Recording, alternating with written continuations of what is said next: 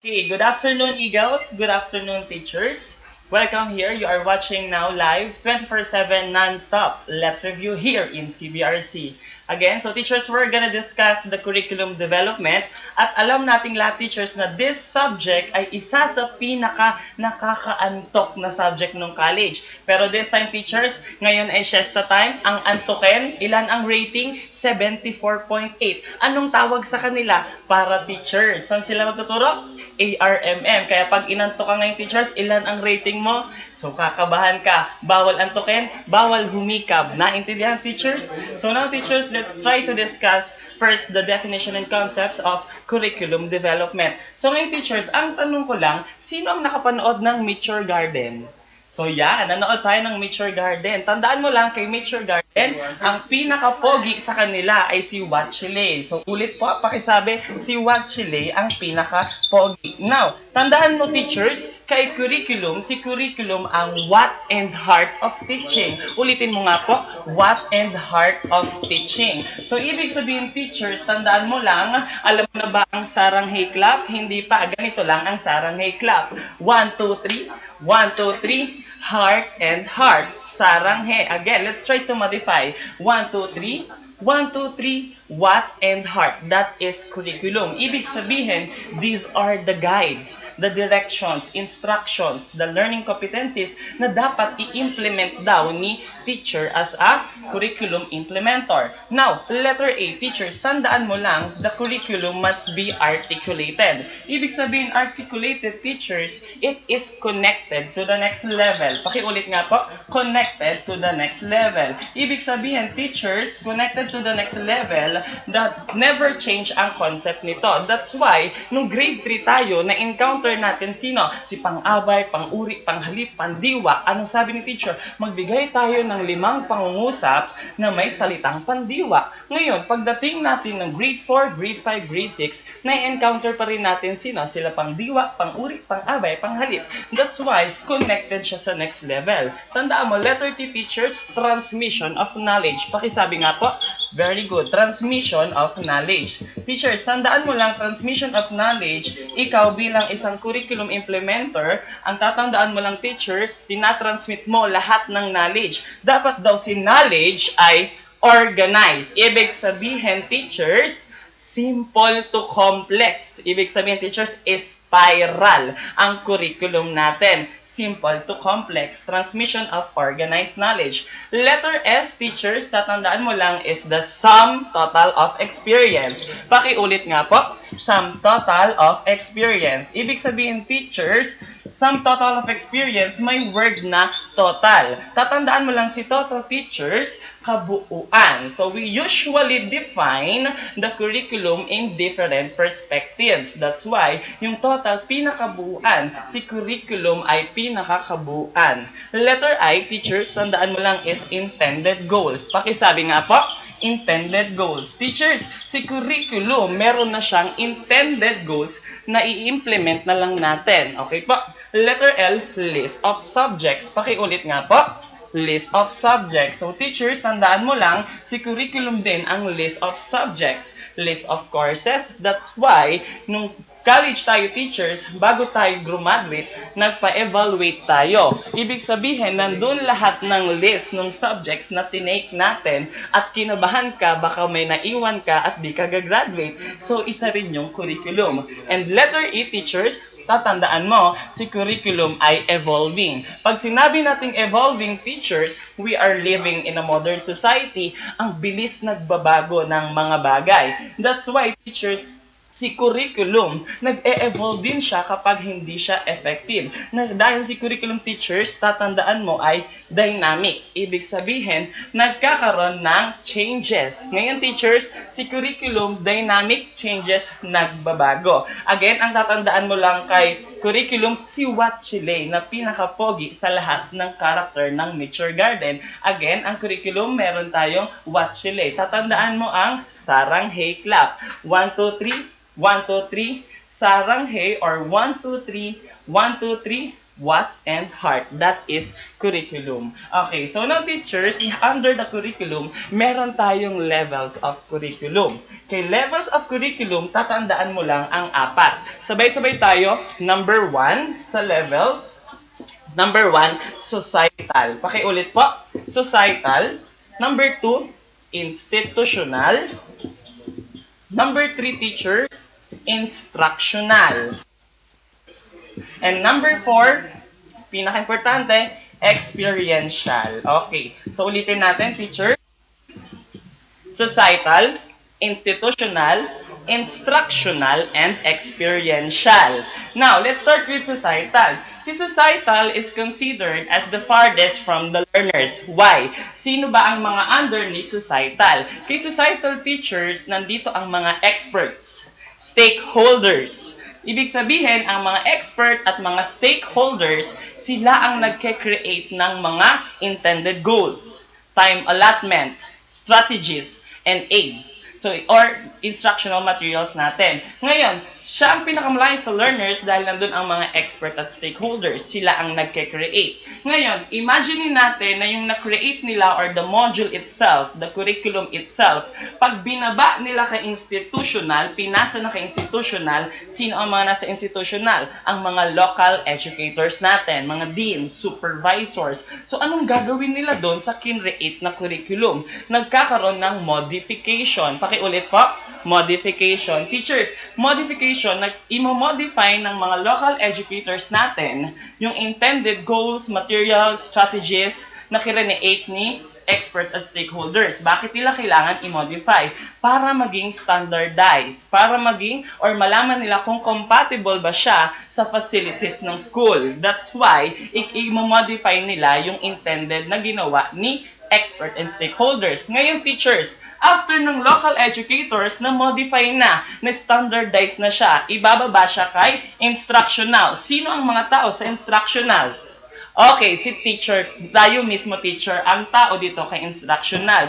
We, as a curriculum implementer, tayo ang mag-i-implement kung paano natin ginagamit ang ating mga strategies and materials sa pag-deliver ng curriculum content. So ngayon, ibig sabihin teachers, we, the 21st century teachers, sabi natin, we are just the facilitators. That's why, more on instructions ka lang. Hindi pwedeng kakak ka ng kakak sa loob ng classroom. Nag-i-spoon feed ka. Dapat more on activities ka. Motivation, lesson proper in a form of activity pa rin. Evaluation activity and generalization activity. So, ang ginagawa mo teachers, more on instructions ka lang. Ngayon, kapag nabigay mo ng instructions, sino ang mga nasa experiential? Mga learners, mga estudyante natin. Dahil sila ang nag-experience lahat ng instructions and prepared nating activity. Ibig sabihin, kay experiential, lahat ng mga activities at mga natututunan ng learners inside the school. Again, sa levels of curriculum, meron tayong societal, institutional, instructional, and experiential. Ulitin natin, sino ang naki-societal? Experts and stakeholders. Institutional, local educators.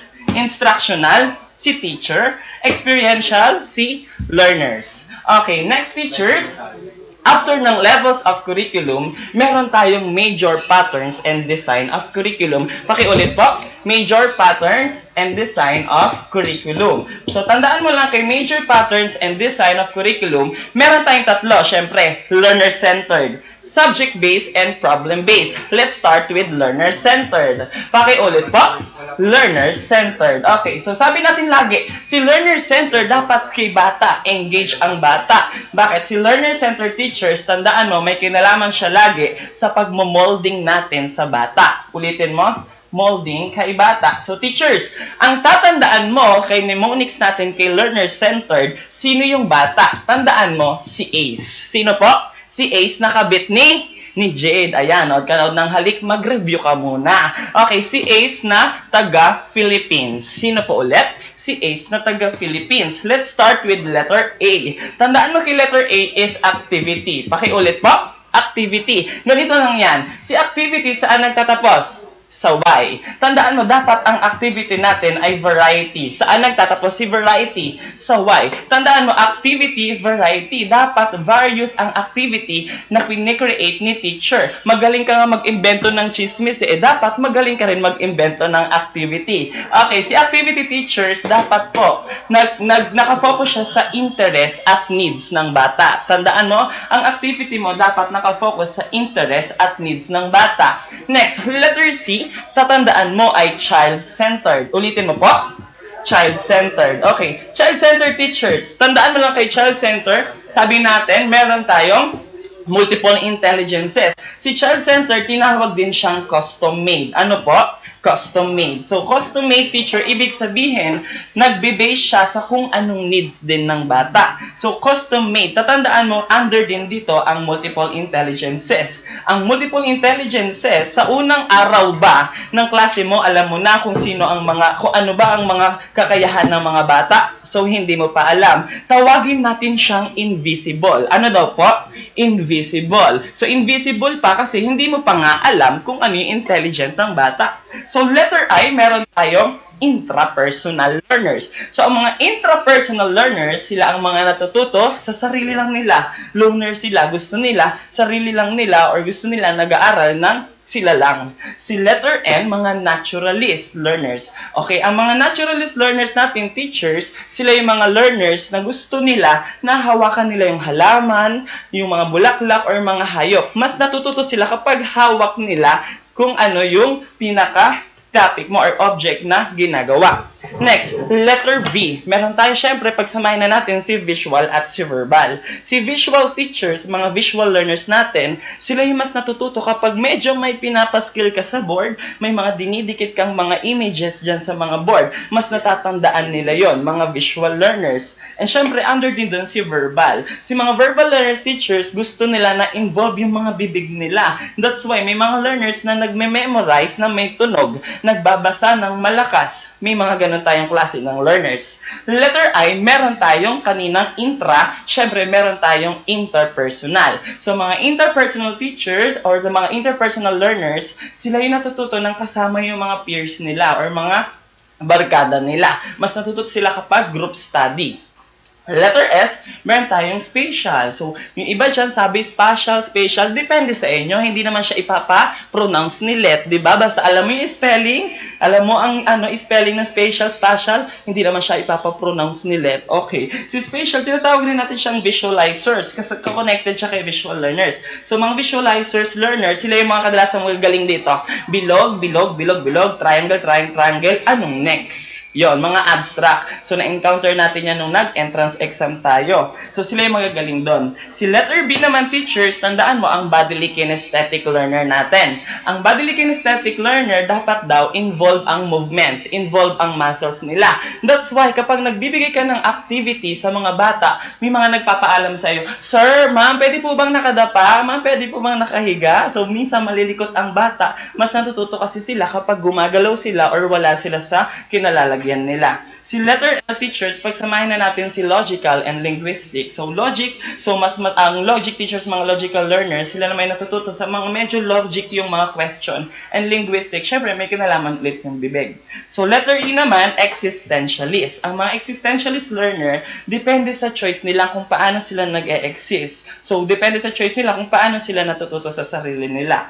Sa under naman ng multiple intelligence teachers, si letter M, meron tayong musical learner din. Si musical learner, kung napanood niyo yung Bad Genius, di ba? Musical learner silang dalawa. So, yung babae sa piano, yung sa lalaki, nakikinig siya ng music. So, ang tatandaan mo lang sa multiple intelligences, invisible. So, invisible lang yon. Intrapersonal, nationalist, verbal and visual, interpersonal, spatial, bodily kinesthetic, logical and linguistic, existentialist, and musical. So, balik tayo kay learner-centered teachers. Meron din tayong experience. Pakiulit po.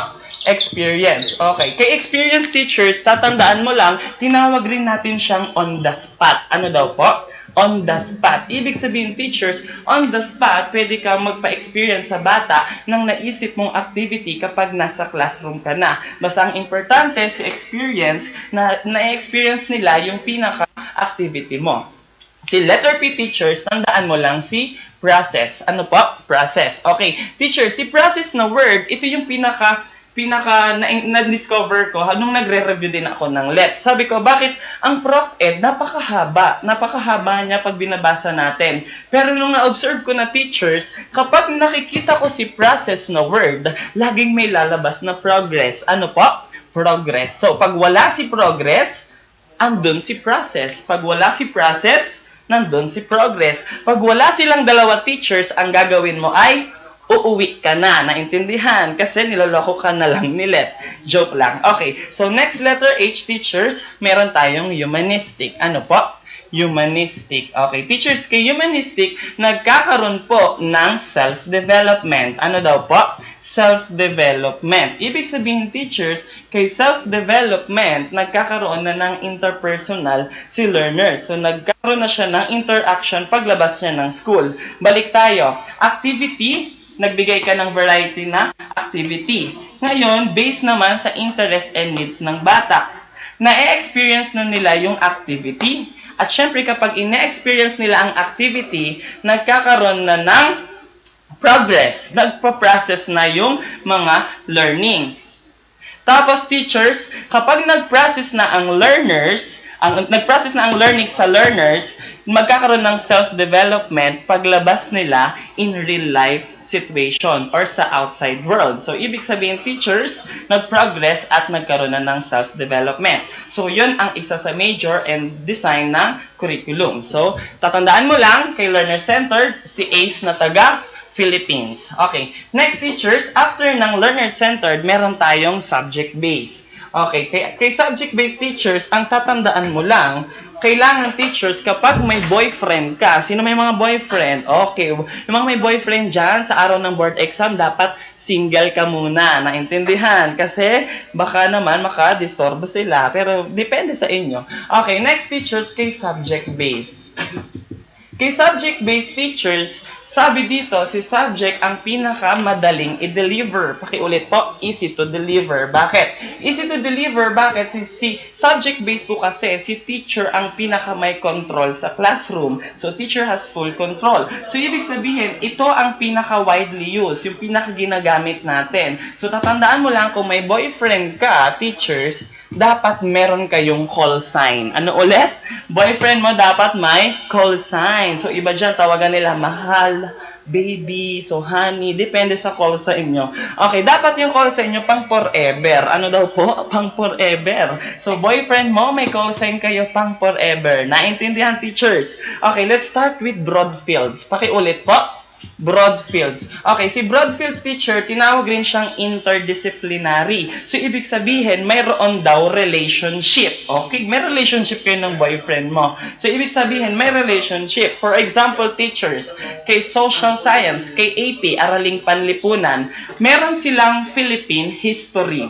So, kay Philippine history, magbo-broad siya, mag-widen siya, magiging world history. That's why may relationship. AP pa rin yun, araling panlipunan. Next, meron naman tayo sa English. Meron tayong Philippine literature. Tapos, magbo-broad siya, connected, may relationship, magiging world literature. Okay, so broad fields po ang tawag natin doon sa mga subject na yon. So, letter F, teachers, meron tayong tinatawag na fuse. Ano po? Fuse. So, tandaan mo lang, teachers, kay fuse, meron tayong kay fuse teachers, tandaan mo lang, tinawag rin siyang, meron siyang fusion. So, tandaan mo lang, tinawag dito ang lost identity. Ano po? Lost identity. So, ibig sabihin, teachers, fuse siya, fusion. Tandaan mo, may fusion yung subject. Pero nawala yung identity. Huwag kayo malilito kasi medyo similar siya kay Broadfield. Pero tandaan mo kay fuse, kaya nawala yung lost identity, kaya nagkaroon ng ganong idea. For example, kay English, meron silang reading, writing, listening, and speaking. Although English siya, pero mas lumawak na. Nawala na yung identity. Halimbawa, kay social studies din. Social studies may geography, history, culture. So, social studies siya, pero mas lumawak, nawala na yung identity. So, tatandaan mo lang, si Broadfields may relationship, direct na relationship sa subject. While si Fuse naman, nawawala yung identity. So, huwag kayong malilito sa dalawa. Next, si letter C, tandaan mo lang, meron tayong correlated. Ano po ulit? correlated. Okay, kay correlated teachers, tandaan mo lang, nagkakaroon ng integration. Ano po ulit? Integration. Okay, so kay integration teachers, alam natin na kaya mo daw i-connect yung subject matter mo sa iba pang subject matter. Integration tawag doon. So, ibig sabihin kay correlated, dapat yung integration ginagawa nating lahat subject sa iba't iba pang klaseng subject matter. Dapat marunong tayong i-connect yung subject matter natin sa iba pang subject matter. Halimbawa, si Math and Science, lagi silang nagkakaroon ng integration. Yung mga scientific notation, so yung mga solving, si Math and Science. Okay, letter S, tandaan mo lang, separate design. Ano po ulit? Separate design. Okay, pag separate design teachers, alam natin, nung high school tayo and elementary, meron tayong 5 major subjects. Ano yon? Math, Filipino, English, Science, and Makabayan. So, ibig sabihin, nung high school tayo teachers, hinati-hati silang 5 dahil nagkaroon ng dividing school day. Pakisabi po, dividing school day. So, dinivide yung 5 major subject natin noon. So, ang separate design ay pinaka-oldest na design or pinaka-luma at pinaka-ginamit natin noon. And lastly, teachers, meron tayong process design. So, pag wala ulit si process, may word na progress. Pag wala si progress, nandun si process. Pag wala silang dalawa, anong gagawin mo? Uuwi ka na dahil nilalako ka na lang nilet. Naintindihan mo? Okay, kay process teachers, nagkakaroon na ng learning how to design. Pakisabi po, learning how to design. Okay, so balik tayo teachers. Kay subject-based teachers, ang tatandaan mo lang, kapag may boyfriend ka, meron kayong call sign. So, ang call sign nyo dapat pang forever. So, meron tayong broad fields, fuse, correlated, separate design, and process. Again, kay subject-centered or subject-based, siya ang pinakamadaling i-deliver at ang teacher ang may pinaka-control sa subject. Okay. So, next, ulit tayo doon. Meron tayong learner-centered kanina. Sino yung tatandaan mo doon? Yung bata na taga-Philippines. Si Ace na taga-Philippines. So, letter A, activity-based. Letter C, child-centered. Letter E, experience. Letter P, process. Letter H, humanistic. Under kay subject-based teachers, BFCS, boyfriend call sign forever. Ano ulit yon? B, broad fields. F, fuse. C, correlated. S, separate. And P, process. Okay, tandaan mo lang, last natin teachers, meron tayong problem-based. Ano po ulit? Problem-based. Okay, pag problem-based teacher, syempre may kinalaman siya problem-solving. Ano po ulit? Problem solving. So, pag humikab ka ulit, teachers, ilan ang rating mo? 74.8. So, kakabahan ka na. Huwag kang hihikab dyan. Dapat may nginangata ka ng iba't ibang klaseng mani. Kasi pag nagre-review ka, kakain ka ng iba't ibang klaseng mani. Okay, so biro lang yon. So, problem solving. Okay, kaya under ng problem-based teachers, dalawa lang tatandaan mo. May letter L tayo at letter C. So, letter L, pakisabi po natin, is life situation. Okay, life situation. And letter C, meron tayong core. Ano po ulit? Core. Okay. Kay life situation teachers, tandaan mo lang, may kinalaman siya sa background din ng isang bata. So, ibig sabihin teachers, aminin man natin o hindi, may mga bata talaga na pasaway, matigas ang ulo, pero syempre may kinalaman sa background ng bata. Kailangan medyo inaalam natin yung mga background ng bata by talking to the students privately. So, pwede tayong magbigay ng mga advices sa bata para magkaroon sila ng problem solving sa mga problem nila. So, ngayon, pag nagkaroon na sila ng mga advice, nagkaroon ng problem solving, lalabas si core kasi doon ang social function. Ano po? Social function. Ngayon, kapag marunong na ng problem solving ang bata sa outside ng school, nagkakaroon na ng social function. Nalalaman nila kung ano ba ang purpose nila talaga sa labas. Okay, balik tayo ulit sa tatlo. Meron tayong learner-centered, subject-based, and problem-based. Okay, kay learner-centered teachers, sino yung bata at taga saan siya? Si Ace na taga Philippines. Letter A, activity-based. Letter C, child-centered. Letter E, experiential. Letter P, process. Letter H, humanistic. Subject-based tayo teachers. Yung boyfriend mo, may call sign kayong pang forever. Letter B, broad fields. Letter F, fuse. Letter C, correlated. Letter S ay separate. And letter P ay process. Under problem-based, letter L, life situation. And letter C, core. So that That is the major patterns and design of the curriculum. So next, after ng major patterns and designs of curriculum, meron din tayong other types of curriculum. Ano daw po ulit?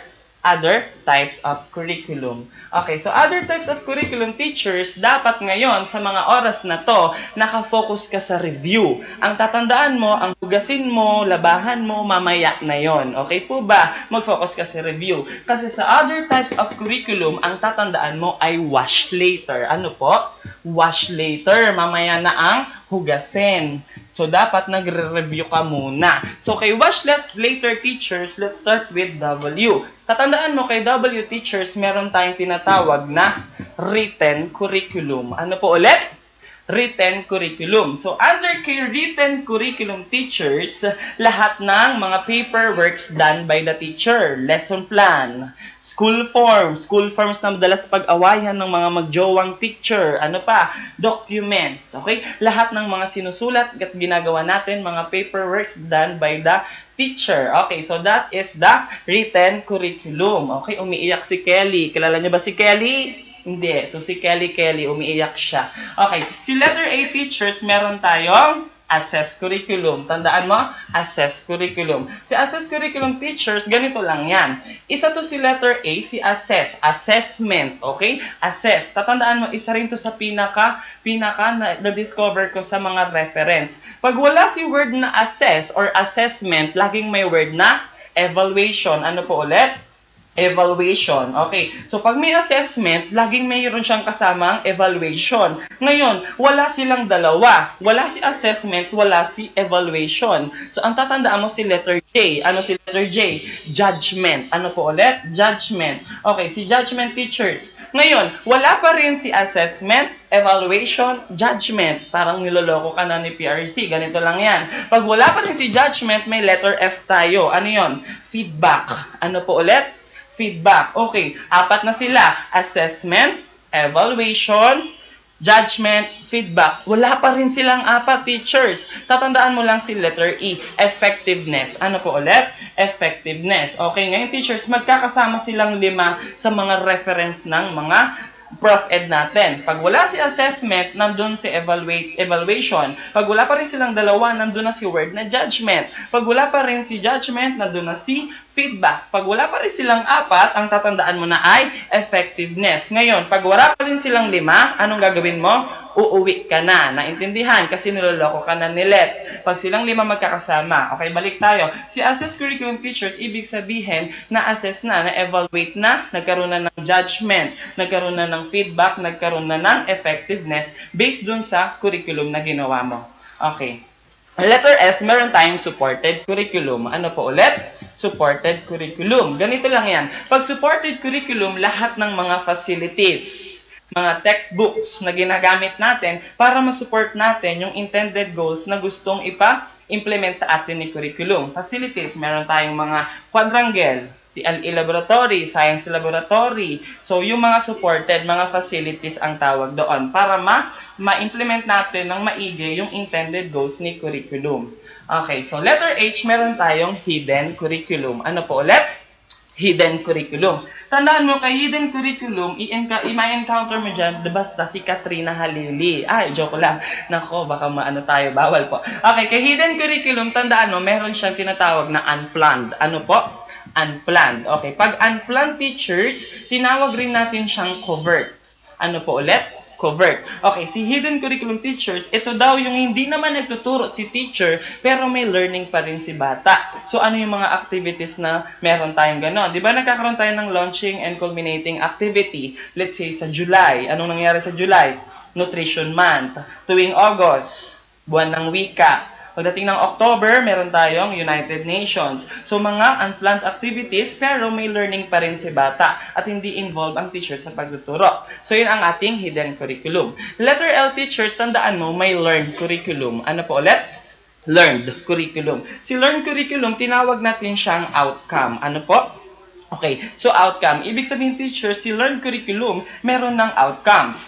So, ibig sabihin, teachers, ang learned curriculum natin sa ngayon ay ang K-12. May graduate na bang grade 12? Yes, meron na. So, may work na kaya yung ibang grade 12? Yes, meron na rin dahil qualified na sila for employment. At yung iba naman, nag-continue ng college. So, may outcome na. So, outcome yung pinaka-output na or effective natin na curriculum ngayon. Okay, letter T teachers, meron tayong taught curriculum. So, pag taught curriculum, tandaan mo, connected sila ni written curriculum. Bakit? Si taught curriculum, yung pinaka-application ni written curriculum. So, tandaan mo lang, put into action. Ano po ulit? Put into action. So, ibig sabihin, application na siya ni written curriculum. Okay, lastly, meron tayong R. Tandaan mo, ay ang recommended curriculum. Ano po ulit? Recommended curriculum. Ang recommended curriculum natin, teachers, nanggagaling sa mga national organizations and national agencies. So, tandaan mo lang, national organizations at national agencies. DOST, CHED, DepEd. So, may mga recommended curriculum. So, tandaan lang natin, teachers, ang tatandaan natin sa other types of curriculum, mag-review ka muna, mamaya na maghugas, mamaya na maglaba. So, tandaan mo lang ang wash later. W, written curriculum. Letter A, assess. Letter S, supported. Letter H, hidden curriculum. Letter L, learned. Letter T, taught. And letter R, recommended curriculum. So, that is the other types of curriculum. Next, teachers. After ng other types of curriculum, alamin natin, teachers, ang teacher as a curricularist. Ano po ulit? Teacher as a curricularist. Okay. So, tandaan natin, teachers, kay teacher as a curricularist, tatandaan mo lang, meron tayong kiwi. Ano po ulit? Kiwi. Tandaan mo ang kiwi pie. Ano po ulit? Kiwi pie. So, anong flavor ng pie? Kiwi. Ano yung kiwi? Pie. Okay, tandaan mo lang kay kiwi pie. So, let's start with letter K. Si letter K, teachers, tinawag nating nowhere. Ano po ulit? Nowhere. Okay. So, tandaan mo, teachers, kay nowhere, dapat daw may alam si teacher kay curriculum. So, ibig sabihin, knows about the curriculum. Pakiulit po. Knows about the curriculum. So, ibig sabihin, teachers, paano natin mapapalawak yung mga knowledge natin tungkol kay curriculum? By attending what? Seminars, workshops. So, umatin tayo ng mga seminars and workshops para magkaroon tayo ng mas malawak na kaalaman kay curriculum. So, sila ang mga knower. So, tayo rin yon. Okay, letter I, meron tayong initiator. Ano po ulit? Initiator. Okay, kay initiator, teachers, dapat po daw si teacher at si school, may isa silang objective for one reason. Pakisabi nga, believing in learning. Ano po ulit? Believing in learning. Ibig sabihin, teachers, dapat si teacher at si school, isa yung objective. Naniniwala sila dito. Believing in learning sa mga learners. Okay. Letter W, teachers, tandaan mo, writer. Ano po? Writer. Okay, kay writer, teachers, wag natin pahirapan sarili natin. Siyempre, writes the curriculum. Ano po ulit? Writes the curriculum. Okay. So, ibig sabihin, tayo ang nagsusulat din ng curriculum or ang mga writer ang magsusulat ng curriculum. Okay. Si letter I naman, teachers, innovator. Ano po ulit? Innovator. Ibig sabihin, teachers, innovator, ibig sabihin, make out of the box. Ano po ulit? Make out of the box. So, ibig sabihin, teachers, dapat nag-go beyond tayo kapag gumagawa tayo ng curriculum. Huwag tayo masyado nagpo-focus sa mga intended goals, dapat nagkakaroon ng innovation. Tina-transform natin sa mas mataas pang level. Okay. Letter P naman, meron tayong planner. Ano po ulit? Planner. Okay, teachers, kay planner naman, tatandaan mo lang, syempre, siya ang pinaka nagpe-prepare. Ano po ulit? Prepare. Ibig sabihin, teachers, huwag ka malilito kay planner tsaka kay writer. Si planner ang nagpe-prepare daily, weekly, monthly, and yearly. Okay, so siya ang nagpe-prepare, si planner. That's why, yung mga working ngayon, di ba, gumagawa kayo ng mga budget plan. Gumawa tayo ng budget plan, yung nakalagay doon, week 1, tapos ano yung topic. Okay, so ano yung tawag, isa sa mga planner na ginagawa natin. Letter I naman, teachers, ang humikab ngayon, ilan ko ang rating? 74.8, kaya bawal kang antukin, naintindihan. Okay, letter I, meron din tayong implementor. Ano po ulit? Implementor. So, implementor, teacher, syempre, put into action. So, ibig sabihin, tayo na ang nag-i-implement ng curriculum. Ginagamit na siya, ni-utilize na, ina-apply na, actual use na ng pinaka-curriculum directions. And letter E, huling ulit, lagi natin ginagawa sa huli, evaluator. Okay, balik tayo, teachers. Evaluator, pag wala si evaluator, meron tayong letter A, assessment. Pag wala si assessment, tsaka si evaluation, Judgment. Pag wala pa rin si judgment, letter F, feedback. Pag wala pa rin si feedback, effectiveness. Pag wala silang 5, anong gagawin mo? Very good. Uuwi ka na. Naintindihan? Kasi niloloko ka lang ni Let. Okay, balik tayo sa teacher as a curricularist. Tandaan mo lang anong flavor ng pie? Kiwi. Ano yung kiwi? Pie. Letter K, knower. Letter I, initiator. Letter W, writer. Letter I, innovator. Letter P, planner. Letter I, implementer. And letter E, evaluator. Okay, next. After teacher as a curricularist, taas nga dito teachers ng kamay, yung mga hirap talaga sa mga tao. Yan, yung mga tao na yun, no? Medyo pinupunyeta talaga tayo yun, yung mga tao. Okay, so pag-aralan natin teachers ngayon, yung mga historical concepts of curriculum. So, historical concepts tayo. So, ka-historical, ang tatandaan mo lang ito. Pakisabi nga, kumuha ng PSA. Ulit, kumuha ng PSA si CJ 3 times. Ulitin mo. Kumuha ng PSA si CJ 3 times sa North Fairview. Ulitin mo nga. Kumuha si CJ ng PSA, kumuha ng PSA si CJ 3 times sa North Fairview. Let's start with letter P, pre-Spanish. Ulitin mo nga, pre-Spanish. Okay, so during this era, pre-Spanish, so ang focus ng curriculum natin ng pre-Spanish era is more on survival. Ano po ulit? Survival. Ibig sabihin, teachers, kung survival during this era, ang educational system saan nangyayari? Sa bahay, sa home. Ibig sabihin, kung sa home nangyayari ang education, sino ang unang teacher? Siyempre, ang parents. So, ibig sabihin, ang parents ang nagturo ng basic skills. Ano ulit yung 3 R's? Reading, writing, and arithmetic. So, si parent ang nagturo. Next, after ng pre-Spanish teacher, dumating ang mga Spaniards. Okay, ang Spanish era. Okay, ang Spanish era teachers, alam natin, ilang taon tayo sinakop? 333 years. Okay, so sa Spanish era teachers, ang focus ng curriculum is more on religious. Ano po ulit? Religious. Bakit? Sino ba ang mga namuno? At ano ba silang mga namuno sa atin? Mga doctrines, mga praile, mga pare. That's why religious ang curriculum, ang focus ng curriculum. Dahil laganap ang Christianity. Okay, so next. After ng Spanish teachers, tandaan mo, dumating ang mga blue eyes, mga kano, mga Americans. Okay. So, Americans teachers, tandaan mo lang, kay Americans, sabi nila, wait lang, dahil nasa bahay yung mga bata, nag-aaral educational system, may ibang bata na hindi nakakapasok ng pribadong paaralan dahil hindi kaya ng budget, ang in-offer at ang pinaka-focus ng curriculum during Americans ay nag-offer na sila ng public school. Ano po ulit? Public school system. Okay, so sabi nila, wait lang, hindi nakaka-avail ang mga bata, hindi kaya mag-aral sa pribadong paaralan. Lagyan natin ng public school system. Okay, next, after ng American teachers, dumating ang Commonwealth era. Ano po ulit? Commonwealth era. So during this era teachers, kay Commonwealth era, they introduced the industrial and agricultural courses. That's why, kung industrial and agricultural courses, ang focus ng curriculum natin during this era ay purely nationalistic and democratic. Ano po ulit?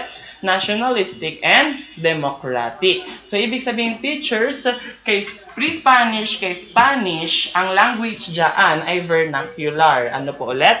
Vernacular. Ngayon, pagdating kay American at kay Commonwealth, ang language natin dyan ay English. Okay. So next, after ng Commonwealth era, dumating na ang mga Japanese. So Japanese era tayo. Next ng Commonwealth, Japanese era. Okay, so ang Japanese era, sabi ng idea ng curriculum nila, wait lang, may public school system na. Pero may mga kabataan pa rin, may mga learners pa rin na hindi pa rin nakakatapos ng pag-aaral. Maaaring lumipat ng bahay, maaaring walang pangbaon araw-araw. That's why, ang Japanese era, ang focus ng curriculum is nag-offer na ng vocational courses. Ano po ulit?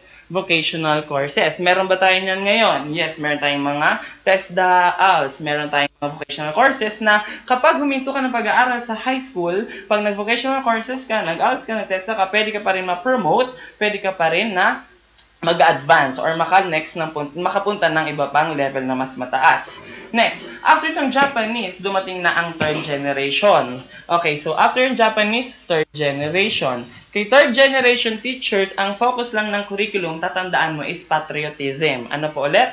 Patriotism. Bakit patriotism? Ibig sabihin, ang curriculum content, ang pinapamukha niya sa ating mga learners or sa ating mga Pinoy, is dapat tinatangkilik daw natin yung sariling atin. Okay. So, after ng third generation, meron tayong letter N sa North Fairview. New Society si letter N. New Society. Okay. So, New Society teachers, ang focus ng curriculum under New Society ay high professions. So, kung napakinggan nyo kanina sa araling panlipunan natin sa Soksay, under siya ni Marcos. Diba? So, New Society, ibig sabihin, ang focus ng New Society may high profession. That's why, imaginein mo na lang kapag hindi nagpadala ang Philippines sa iba't ibang bansa ng mga nurse, teachers, doctors, architects, engineers. So, ibig sabihin, ang Philippines, isa tayo sa may mga mataas ang profession na pinapadala rin sa mga bawat bansa. Okay, next. After ng New Society, meron tayong letter F, ang ating fourth generation.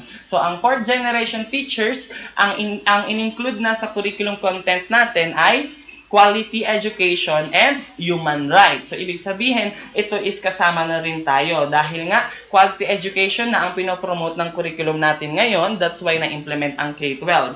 At syempre, may human rights. That's why, may mga bago ulit tayong batas na sa kabataan na be careful tayo sa mga pagtuturo natin kasi mas marami na ang human rights ng mga learners ngayon. Okay, so balik tayo sa historical. Sa historical, tatandaan mo lang, ano po?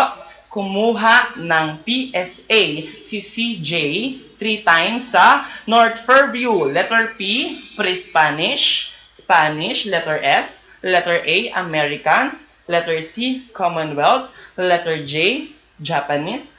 Number 3, third generation. Letter N, New Society. Letter F, fourth generation. So, let's try to recall. So, pag sinabi ulit survival, saan? Pre-Spanish. Pag sinabing religious, Spanish. Pag sinabing public school, Americans. Pag sinabing nationalistic democratic, Commonwealth. Pag sinabing vocational courses, Japanese. Pag sinabing patriotism, third generation. High profession, New Society. Quality education and human rights, fourth generation. So let's try to i-mix natin. Vocational courses, Japanese. Nationalistic Democratic, Commonwealth. Survival, pre-Spanish, 333 years. Spanish, okay? Let's try naman na ibibigay ko yung pinaka-focus. Bibigay niyo sa akin kung anong era. Try natin Japanese, vocational courses. Fourth generation, quality education and human rights. Pag sinabing 333 years, religious, Christianity, Spanish. Okay? Basic skill, pre-Spanish. Okay. So, after ng historical concepts, meron na tayong mga tao. So, mag-focus ka na ulit sa akin, teachers. Mumangata ka dyan ng snacks mo. Okay. So, let's try naman i-discover yung mga tao behind ng curriculum. So, ang tawag ko dito sa mga tao, mga epal. Bakit mga epal? Diba? Mga bida-bida sila. Let's start with Ralph Tyler. Familiar pa kay Ralph Tyler? Okay. Kay Ralph Tyler, teachers, tandaan mo, he introduced in the curriculum the 4 basic principle. Ulitin mo nga. 4 basic principle. Okay. Kay 4 basic principle, teachers, ganito lang tatandaan mo. Sabihin mo, peowe. Ano po ulit? Peowe. Lagyan mo ng facial expression. Peowe. Okay. So, ganun lang. Lagyan mo ng shoulder.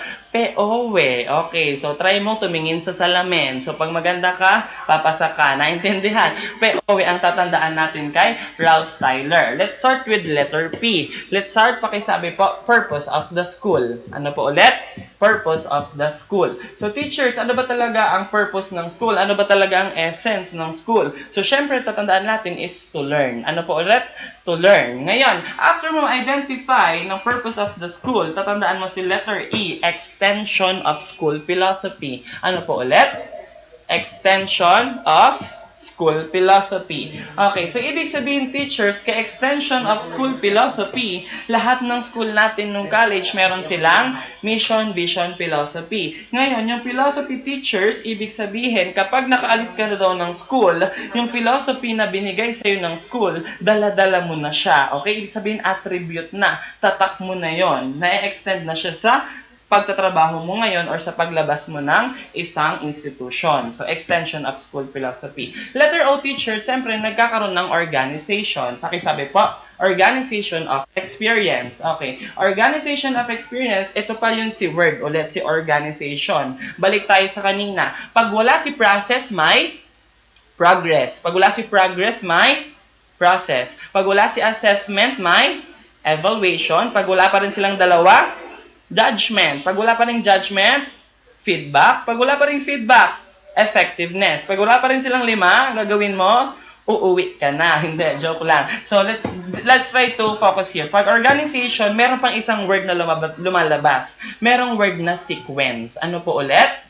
Sequence. Ngayon, sabi ng organization, pag wala si organization, nandyan si word na sequence. Wala pa rin silang dalawa. Ang tatandaan mo na word ay set. Ano po ulit? Set. Organization, sequence, and set. So, dapat daw, organize ang experience na binibigay natin sa bata, sabi ni Ralph Tyler. Kaya nga, ang curriculum natin ay spiral, simple to complex, organized dapat siya, mula fundamentals, papunta sa mga difficult concepts or topics. And letter E, huling ginagawa natin, evaluation. Okay, so evaluation of experiences. That's why, kapag nagkakandak tayo ng activities or quizzes, ine-evaluate natin. Ngayon, teachers, ang tanong ko, kapag after mo mag-discuss, meron kang short quiz, let's say 1 to 10, mas marami nakakuha ng 1, ng 2, i-re-teach mo ba? Yes, i-re-teach mo. So, ibig sabihin, nagkaroon ka ng evaluation, nagkaroon ka ng assessment, nag-judge ka, naghingi ka ng feedback, at nagkaroon ng effectiveness yung pagtuturo mo. Okay, tandaan mo ulit kay Ralph Tyler, 4 basic principles. Ulitin mo, POW. Ano po ulit? POW. Letter P, purpose of the school. Letter E, extension of school philosophies. Letter O, organization of experience. And letter E, evaluation of experiences. Okay, so next, meron pa tayong isang major na curriculum theories natin. So, after ni Ralph Tyler, meron pa tayong isang babae. Familiar pa ba kayo kay Hilda? Yes, si Hilda Taba. Si Hilda Taba, tandaan mo, dahil Taba, mataba ang utak niya, umepal din siya sa curriculum. Kay Hilda Taba, she introduced the grassroots approach. Okay, kay grassroots approach, teachers, kay Hilda Taba po iyan, huwag mong kakalimutan. Sa grassroots approach, ang sasabihin mo naman ay KEA. Ano ulit? KEA. Okay, kay KEA, teachers, tandaan mo lang, letter C, meron tayong content. Okay. So, letter C, teachers, content, ibig sabihin, sabi ni Hilda Taba, mayroon na tayong learning. Let's start with learning content. So, ibig sabihin, teachers, nung nag-aaral tayo ng college, dapat daw, si learning content, meron tayong mga specialization. Tama po ba? So, dapat nagkaroon na ng mastery. Ano po ulit? Mastery. Una, may mastery si teacher sa specialization niya. So, dapat pag tinuro natin siya sa learners, nagkakaroon din ng mastery. Okay po ba? Letter E, pakisabi, learning environment. Okay. Learning environment, teachers, ibig sabihin, ito yung pinaka-classroom. Ano lagi natin sinasabi nung college? Nung nag-aaral tayo, dapat daw si classroom is conducive for learning. Dapat daw may ilaw, may electric fan. So, dapat si teacher, sabi mo kanina, facilitator ka. Dapat pag nagtuturo ka, alam mo ang nangyayari sa likod, alam mo ang nangyayari sa harapan. Naintindihan po ba? So, dapat si learning environment or yung classroom is conducive for learning. Letter E, tandaan mo is si learning experience ulit. Ano po ulit? Learning experience. So, kanina pa natin pinag-uusapan si experience. Bakit nga? Si curriculum kasi dapat daw na experience nino? Ni teacher, ni students, at ng community. Naintindihan po? At si letter A is activities. So, may learning activities. Ano ulit dapat pag activities? Dapat daw variety. Marami tayong activities na pinoprovide sa mga bata. Okay.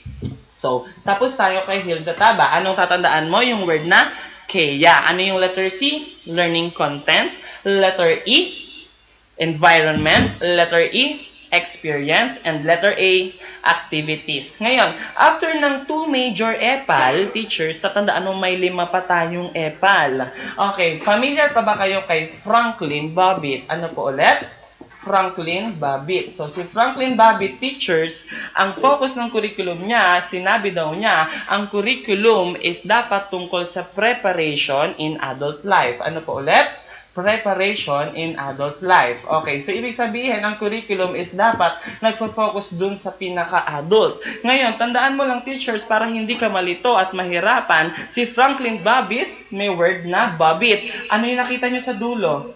Letter T. Maliit, malaki. Maliit. Ngayon, punta ka sa adult. Ano nakita mo? Letter T ulit. Nagtatapos. Maliit, malaki. Maliit ulit. So, pag Babbitt, Babbitt, may adult, may dalawang maliit na T. So, ibig sabihin, maliit ang kanyang T. Hindi, joke lang po, biro lang. So, tandaan mo lang, si Babbitt, laging may adult. So, siya ay jutay. Hindi, joke lang po. Okay, so, Babbitt and adult. Okay, so next, after ni Franklin Babbitt, tandaan mo, meron tayong si Weret Charters. Ano po ulit? Weret Charters. Okay, huwag mong pahirapan yung sarili mo, teachers. Kay Weret Charters, tandaan mo lang, taasan mo lang kay Ters. Weret Charters. Okay, ulit. Weret Charters. Tandaan mo lang si Ters. Bakit? Ang focus ng idea ni Weret Charters when it comes in curriculum is lagi nagpo-focus sa subject matter. Ano po ulit? Subject matters. Ulitin mo. Subject matters. Ulit. Charters. Subject matters.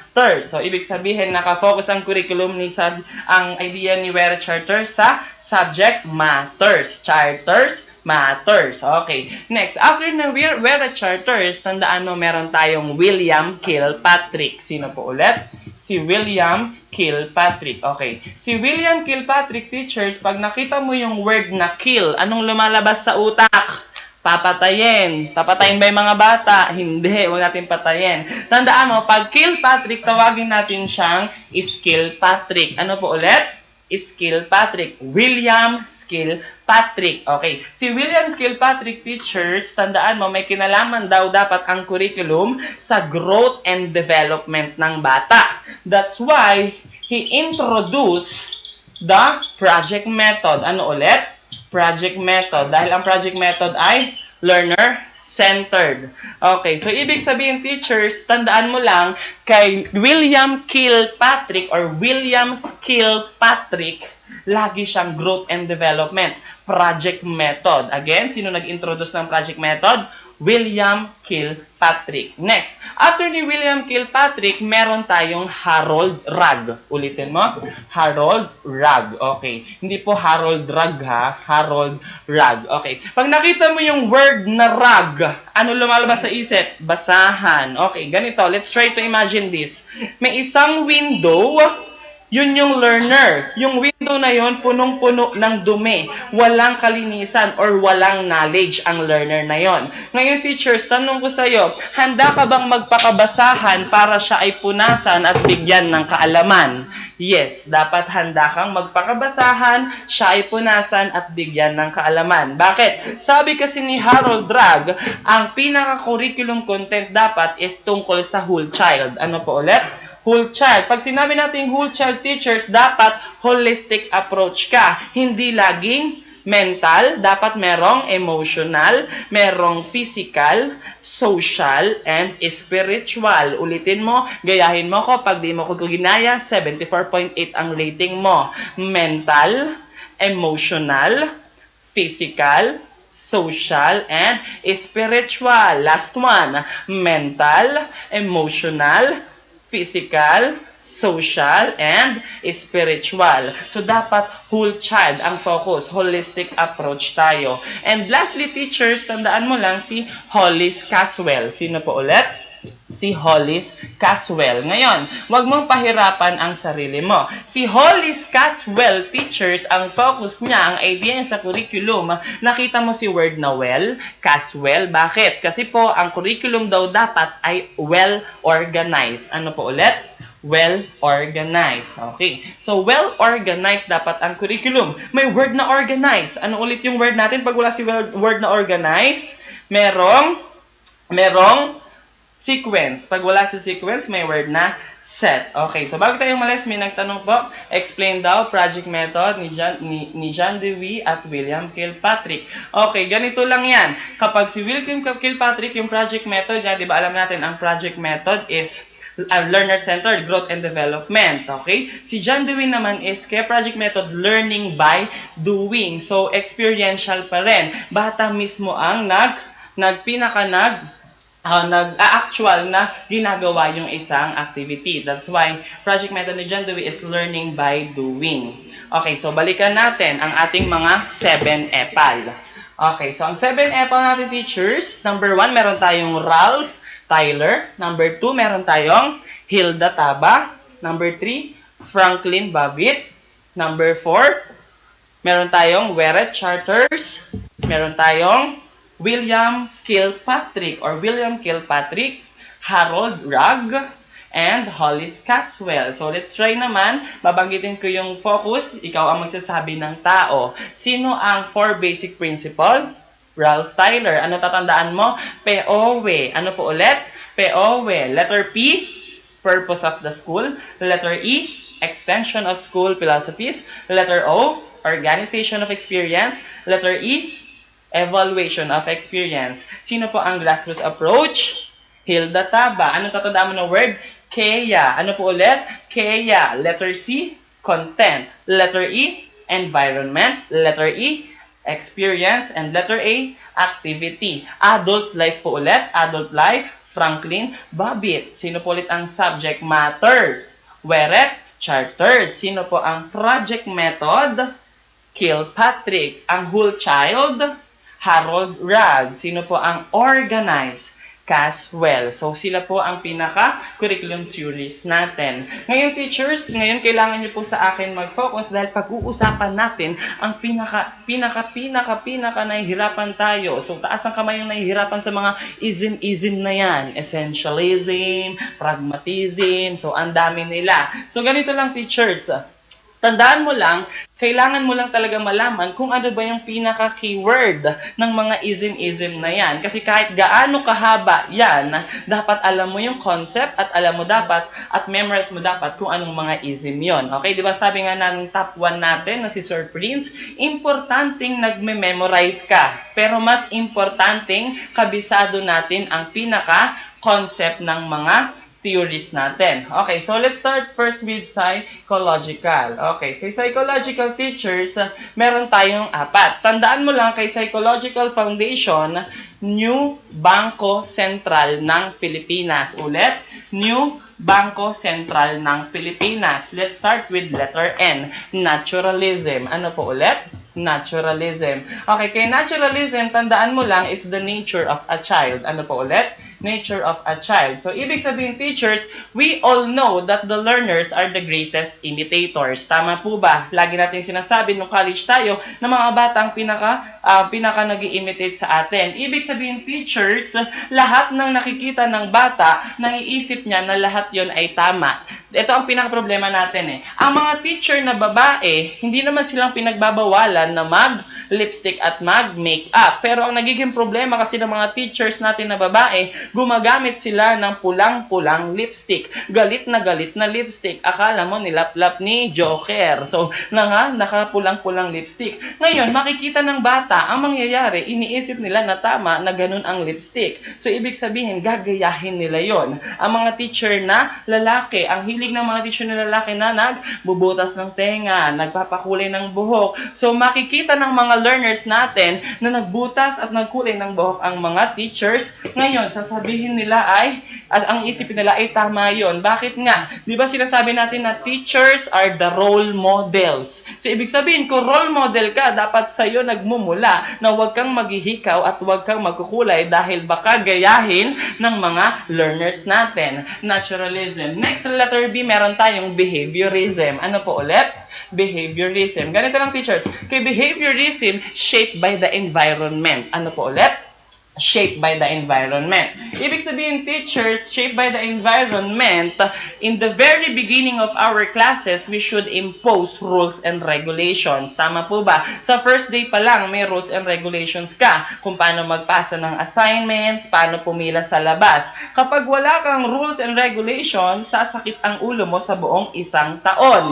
Nang damay ka pa ng mga co-teacher mo. So, ibig sabihin, teachers, na-shape ng environment ng mga learners para ma-promote natin yung good behavior, dapat meron kang mga rules and regulations. Para ma-promote mo yung discipline, good behavior. Letter C, teachers, meron tayong cognitive. Ano po ulit?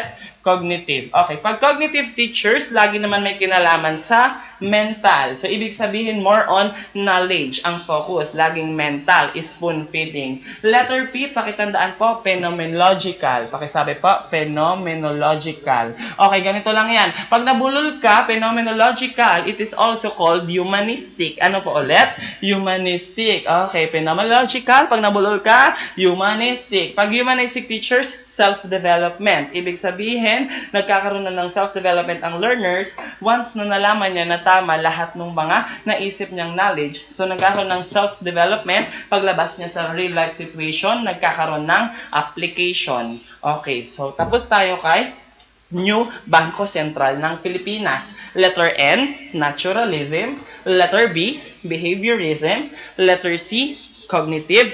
Letter P, phenomenological or humanistic. Ano po ulit kapag nature of a child? Naturalism, shaped by the environment. Behaviorism, knowledge mental. Cognitive, pag self-development, phenomenological or humanistic. Okay, so next, punta tayo kay philosophical. Kay philosophical teachers, tandaan mo lang, sino yung babae? Pakisabi, Pearl May. Sino po? Pearl May. So, tandaan mo si Pearl May na philosophical. Si Pearl May ang pinaka-mnemonics natin kay Philosophical Foundation. Letter P, let's start with pragmatism. Ano po ulit? Pragmatism. Okay, pag pragmatism, teachers, tandaan mo lang, sabi nga ni John Dewey, di ba, learning by doing. So, try natin palitan. Pragmatism, learning for doing. Ano po ulit? Learning for doing. Okay. So, learning for doing, ibig sabihin, teachers, dapat ang bata learned muna bago niya gawin ng isang activity. So, ang mga lumalabas sa board exam, ang pinaka-situation nito is laging more on activities na ginagawa ng application. So, pragmatism. Letter E is existentialism. Pakisabi po, existentialism. Kaya existentialism, teachers, tandaan mo lang, exist. So, ibig sabihin, it deals with the choices. Pakisabi po yung word na choices. Okay. So, the curriculum deals with the choices. Ibig sabihin, kapag nagbibigay tayo ng activity sa mga bata, ginrupo mo sila or kahit individually yan, ibig sabihin, teachers, may choice sila kung paano nila gagawin, paano nila tatapusin, paano nila i-evaluate yung isang activity na ginawa based sa choice nila. Okay, next, letter A, meron tayong axiology. Ano po ulit? Axiology. Tandaan mo lang, teachers, kay axiology, ang focus ng curriculum is more on moral and ethics. Ano po ulit? Moral and ethics. So, ibig sabihin, it's about the rightness and wrongness. Merong moral and ethics na ginagamit ng bata paglabas niya sa school. Dapat alam niya ang tama at alam niya ang mali. Okay, letter R, meron tayong realism. Ano po ulit? Realism. Okay, si realism, teachers, ang pinaka-idea ng concept dito ng curriculum is the truth can be tested and proven. Doon lang tayo sa totoo. Ano po ulit? Truth can be tested and proven. Ano po ulit? Truth can be tested and proven. That's why, nagkakandak tayo ng evaluation kapag tapos tayo mag-discuss. Kasi malalaman natin kung talaga bang natuto yung bata dun sa diniscuss natin sa isang araw. Nagkakandak ka ng evaluation. Ibig sabihin, napapatunayan mo kapag mataas ang score nila, natuto sila dun sa diniscuss mo. Okay, gising pa ba? Okay, gising pa. Letter L, meron tayong logical. Ano po ulit? Logical. Kay logical teachers, huwag mong pahirapan sarili mo. Siyempre, it's about thinking logically. Ano po ulit? Thinking logically. So, kailangan teachers, hats ang binibigay natin. Ano ulit yung hats? Higher order thinking skills. So, every time na dapat magbibigay ka ng questions, verbal man yan, or sa exam, kailangan nakahat siya. Higher order thinking skill. So, dapat more on comprehension ang binibigay natin. Letter M, pakisabi po, metaphysics. Ano po ulit? Metaphysics. Ang metaphysics is study beyond natural. So, ibig sabihin, pag beyond natural, dapat si teacher, after mo mag-focus sa pinaka-content na binibigay mo sa bata, hanggang dun na lang ba yun? Hindi. Kailangan mo mag-go beyond. Dapat iniisip mo na is, ano bang future neto kapag natapos ng isang activity? Ano bang purpose neto? Anong future ng bata? Sino ba siya or ano ba siya paglaki niya? Okay, study beyond natural. Letter E, teachers. Sa letter E, tandaan mo is meron tayong epistemology. Ano po ulit? Epistemology. Kaya epistemology, teachers, lagi natin sinasabi nung college, teaching is a learning process. So, teaching and learning process. Bakit? Sabi nila, di ba, you cannot teach what you do not know or what you do not have. So, hindi mo pwedeng ituro kapag hindi mo alam. Di ba sabi nila, a little knowledge is dangerous. So, dapat teaching is a learning process pagdating kay epistemology. Next, meron tayong idealism. Ano po ulit? Idealism. Kaya idealism, teachers, ang focus lang nito is about the importance of mind and spirit. Ano po ulit? Mind and spirit. So, may kinalaman siya lagi sa mind, knowledge, and spiritual value. So, kapag si teacher idealistic, lagi niyang iniisip na ito yung tama. So, ito ang spiritual aspect. So, idealism ang tawag natin doon. So, balik tayo sa philosophical, pragmatism, existentialism, axiology, realism, logical, metaphysics, epistemology, idealism. So, sino tatandaan nating babae? Si Pearl May. Again, letter P, pragmatism. Letter E, existentialism. Letter A, axiology. Letter R, realism. Letter L, logical. Letter M, metaphysics. Letter E, epistemology. And letter I, idealism. Pag mind and spirit, idealism. Pag learning for doing, pragmatism. Pag choices, existentialism. Pag moral and ethics, axiology. Truth can be tested and proven, realism. Thinking logically, syempre logical. Study beyond natural, metaphysics. Teaching is a learning process, epistemology. Mind and spirit, idealism. Teaching is a learning process, epistemology. Moral and ethics, axiology. So, kaya pa ba? Yes, kaya pa. Okay, so teachers, meron din tayong syempre ang educational philosophies. Ano po ulit? Educational philosophies. Kaya educational philosophies, teacher, tandaan mo lang is yung prep. Ano po ulit? Prep. Okay, pag sinabi natin prep, ibig sabihin preparation. Ngayon, ano yung preparation na yon? So, ganito. Preparation daw ng learners na dapat ma-ensure nila lahat ng principle na yon or ng mga ism-ism na yon, ma-apply nila sa real life situation. Let's start with letter P, progressivism. Ano po ulit? Progressivism. Teachers, may word ulit na progress. Ano po ulit yon? Process. Pag wala si process, progress. Okay, tandaan mo lang, pag progressivism, nagkakaroon na ng process yung learning. So, ibig sabihin, kanina sa existentialist, sabi mo, may choices yung mga bata kapag ginagawa yung activity. Ngayon, kung ginagawa na nila yung activity, nagpo-progress, nagpo-process na yung learning. So, ginagawa nila yon for one reason. Sabihin mo, betterment. Ano po ulit? Betterment. So, ginagawa nila yon for the betterment. Okay? So, letter R, sabihin mo, reconstructionism. Ano po ulit?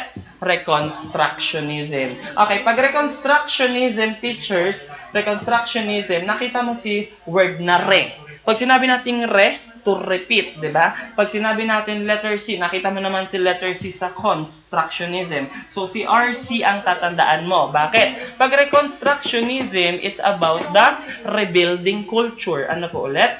Rebuilding culture. Okay, pag rebuilding culture, ano nakita mo? Letter R at letter C. Bakit rebuilding culture and society? Kay reconstructionism, dito na po nagkakaroon ng essence lahat ng ism-ism na yan. Dapat daw si learners, ine-ensure niya yung application ng lahat ng ism-ism sa outside world or sa real life situation based sa mga na-experience niya. Okay, letter E, meron tayong essentialism. Ano po ulit? Essentialism. Okay, essentialism, essential. Pag sinabi natin essential, teachers, dapat, ito daw is common sa ating lahat. So, pag common sa ating lahat, alam natin na 1 plus 1 ay 2. Ilan ang planets natin? Sino ang pambansang bayani? So, ibig sabihin, common siya sa ating lahat. Bakit? Common body of knowledge. Ano po ulit? Common body of knowledge. Ibig sabihin, kung common body of knowledge, basics siya. Ano po ulit? Basics. Okay, ang tatandaan mo lang, basics. Kapag essentialism, basics, prior knowledge nating lahat. Naintindihan po? Okay. And letter P, teachers, perennialism. Ano po ulit? Perennialism. Okay, perennialism is also called perpetual learning. Ano po ulit? Perpetual learning. Pag sinabi natin perpetual learning, perpetual, it is timeless, endless, hindi nagbabago. Ibig sabihin, kay perennialism, mind forever, hindi siya nagbabago ang isang konsepto. Naintindihan po? So, hindi nagbabago. Perpetual learning, timeless, endless, forever. Hindi nagbabago ang concept. Halimbawa, formulas ng math, ng history ng ng araling panlipunan. So, hindi natin siyang pwedeng baguhin or hindi talaga nagbabago yung isang konsepto. Okay. So, again, sa mga ism-ism, let's try to recall. Pag educational philosophies, ang tatandaan natin, PrEP, letter P. Letter P ng PrEP natin is progressivism. Letter E, essentialism. Letter R, reconstructionism, and letter P again, perennialism. Let's try to recall lahat ng ism-ism. Sa New Bangko Sentral ng Pilipinas, letter N, naturalism, letter B, behaviorism, letter C, cognitive, letter P, phenomenological. Pag nabulol ka, ano ulit yun? Also called humanistic. Sino yung tatandaan nating babae? Si Pearl May. Letter P, pragmatism, letter E, existentialism. Letter A, axiology. Letter R, realism. Letter L, logic. Letter M, metaphysics. Letter E, epistemology. And letter I, idealism. Dun tayo sa prep. Letter P, progressivism. Letter R, reconstructionism. Letter E, essentialism. Letter P, perennialism. Nature of a child, naturalism. Shaped by the environment, behaviorism. Mental and knowledge, cognitive. Self-development, phenomenological or humanistic. Choices, existentialism. Learning for doing, pragmatism. Moral and ethics, axiology. Teaching is a learning process, epistemology. Truth can be tested and proven, realism. Logical, thinking logically. Study beyond natural, metaphysics. Mind and spirit, idealism. Betterment, progressivism. Forever, perennialism. Basics, common body of knowledge. Essentialism, rebuilding culture. Reconstructionism. So, yan lang ang pinakatatandaan natin sa mga ism-ism na yan. Kaya pa ba? Yes. So, I hope meron kayong hinangata dyan. Okay. Next, teachers. After ng mga ism-ism, pag-usapan naman natin, teachers, ang curriculum reforms. Ano po ulit? Curriculum reforms. Okay. Curriculum reforms, teachers, unahin na natin ang dalawa. Meron tayong NESC at NSEC. Ano po ulit ang NESC at NSEC? Okay. Kapag next, teacher, next, tatandaan mo is the new elementary school curriculum. Tandaan mo lang kay next, kay new elementary school curriculum, dapat daw yung boyfriend mo ay totoong lalaki. Ano ulit? Ang boyfriend mo ay totoong lalaki. Bakit? Ang mundo ay isang malaking adobo. Maraming paminta. Okay, so dapat boyfriend mo totoong lalaki. Kay next, teacher, kay new elementary school curriculum, ang focus nila, letter B, is basic skill. Ano po ulit? Basic skill. So, ibig sabihin, kay elementary pa lang, mula kinder, grades 1 to grade 6, nasa kanila na ang basic skill. Bakit? Sila ang foundation. Kaya ang mga BEd teachers, sila ang pinaka-pressure sa lahat dahil nasa kanila ang foundation. Bakit? Konting pagkakamali lang ng words nila, dala-dala na yan ng bata habang buhay. Kailangan facts lahat ng tinuturo ng ating mga elementary. So, paano kapag ganito ang nangyari? Halimbawa, si teacher, iniwan ng boyfriend, may water bill, may electric bill, pagpasok, natapunan ng kape. Ngayon, pagpasok ng school, sabi niya, "Good morning, grade 1, ang pambansang bayani Andres Bonifacio." Patay si teacher. Bakit? Basic skill. Dapat teacher is basic facts lahat ng tinuturo ni elementary teacher. Ngayon, si letter H teachers under ng new elementary school curriculum, meron tayong tinatawag na health and living development. Okay, health and social living development. Okay, kay health and social living development, kung mapapansin nyo, ang mga elementary teachers natin, especially kinder, grade 1, grade 2, and grade 3, more on palaro sila. Tama po ba? More on games sila. But it doesn't mean na hindi sila nagtuturo. Way lang nila ang pagpapalaro para makapagturo sila dahil nakuha na nila ang interest at ang mga focus ng learners. So, kasama talaga sa health and social living development, kaya puro palaro ang ating mga elementary teachers. Okay. Letter I, teachers, tandaan mo may word na intellectual. Ano po ulit? Intellectual. Pag intellectual teachers, magkasama si letter M, mastery. Okay, intellectual and mastery. So, tandaan mo ulit, boyfriend mo dapat totoong lalaki. Basic skill, health and social development, intellectual, mastery. Kay intellectual and mastery, kaya nung elementary tayo teachers, more on ang concept, lahat ng tama is tinuturo sa atin, dapat memorize natin, dapat master natin. Anong ginawa sa atin sa math nung nag-multiplication table tayo? Nag-memorize tayo. Ang sabi natin sa harapan, 1 times 1 equals 1. Tama po ba? Pagdating sa 8, anong ginawa natin? 8 times 1 equals 8. 8 times 8, tapos nagbilang ka na. Pero kasi yun ang gustong ipagawa sa atin ng elementary. 8 times 8, hindi mo na alam, bibilangin mo na. Pero kasi ang focus ng curriculum ng NES or New Elementary School Curriculum ay mastery ng intellectual. Lahat ng mga knowledge dapat master natin. Okay, tandaan mo lang kay NSEC naman, NSEC is National Secondary Education Curriculum. Okay, kay NSEC teachers, ang tatandaan mo lang is unique siya. Ulit, unique. Letter U is unidisciplinary treatment. Okay, unidisciplinary treatment in the content.